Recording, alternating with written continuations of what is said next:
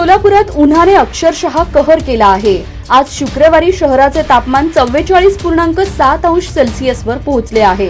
हे यंदाच्या हंगामातील सर्वाधिक तापमान ठरले आहे।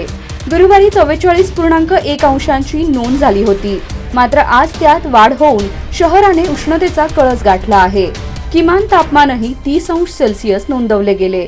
मागील काही दिवसांपासून तापमान सरासरी 43 अंशांदरम्यान होते, मात्र गेल्या 2 दिवसांपासून वाढीचा स्पष्ट कल जाणवत आहे।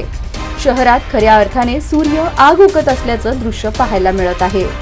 भारतीय हवामान विभागाने पुढील 4 दिवसांसाठी उष्णतेच्या लाटेचा इशारा दिला असून नागरिकांनी आवश्यक ती खबरदारी घेण्याचं आवाहन प्रशासनाने केलं आहे। उन्हाच्या तीव्र झळांपासून बचावासाठी नागरिकांनी शक्यतो घरातच राहावं, पाण्याचं सेवन वाढवावं आणि गरज नसल्यास बाहेर जाणं टाळावं असं आवाहन करण्यात आलं आहे।